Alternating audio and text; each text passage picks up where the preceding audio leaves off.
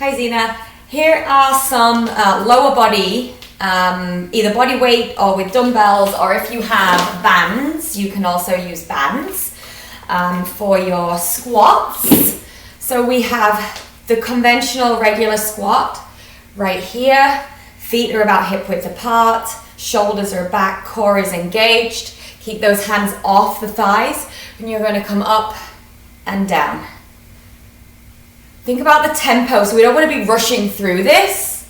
You want to really put some stress on those muscles to come up and down.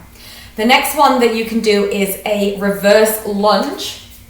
So you can do any of these with weights or bands. You're going to start with your feet together, and then you're going to lunge back. So you can take that back knee down, step it in, back knee down, step it in. Notice my core is engaged and my shoulders are back.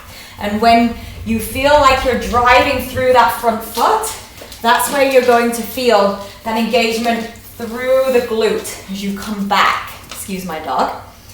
And if you need to have some stabilizing, you can use a chair or a bench, anything that you have. If you feel like you're falling all over the place, just until your core gets used to this movement. Stepping in, stepping back. And again, you can do this while holding dumbbells in your hands. So the next fundamental movement that you can try at home is a push-up, which I think we talked about. You do these already.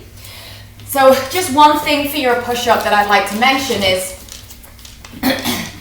if you first come into a plank pose, so right here, if you're doing push-ups from your knees, begin in plank and then place your knees down so that you're in this position leading with the chest rather than this. This is not a push-up, okay? A push-up works your chest muscles. So you find that position either from your toes or from your knees.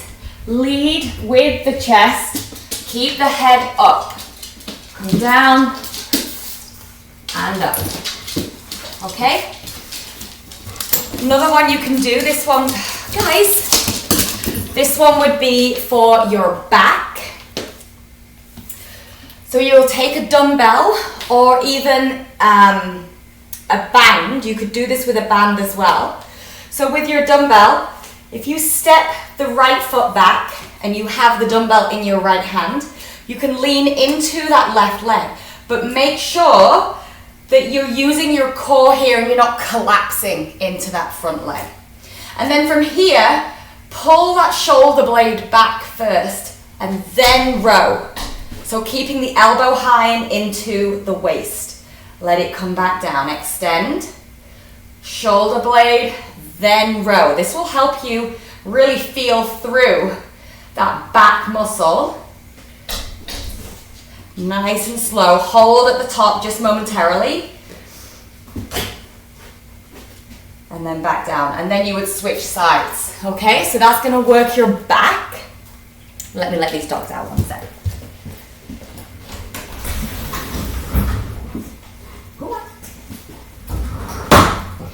So from there, we have bicep curls. So you've worked your legs, your back, and your chest. Bicep curls, keep the elbows in. Use a few different kinds of curls you can do. So you have your conventional curl, where you're extending slowly on that eccentric, squeezing at the top, right here. And this is to work your bicep. There's also hammer curls, so palms face toward one another, bring the dumbbells to the shoulders, and then bring them down. It just works a different head of the bicep. Right there. Then for your shoulders, you're going to come into a press. So again, two different presses. You can use the neutral grip where the palms are facing one another, up and down. And I'd like you to use a weight if you can, that's heavy enough that you would feel like you're struggling by rep 10.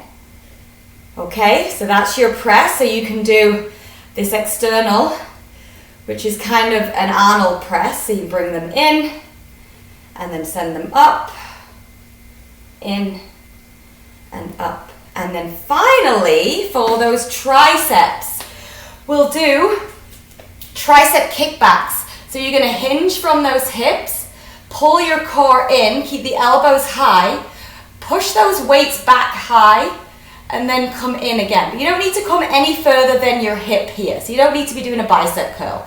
So here, squeeze, hold, come back. Squeeze, hold, come back. All right, so I'm going to focus on those fundamentals to begin with. Focus on your breath. So you're going to be breathing out on exertion. And try and do 2 to 3 sets of 8 to 12, or maybe even 15 repetitions. So you want to be tired by the end, but not completely fatigued, because we don't want you having to take 4 days off in between. So try and do this 2 or 3 days a week. Space it out, have a day of recovery in the middle, and let me know how you get on. Hope that helps.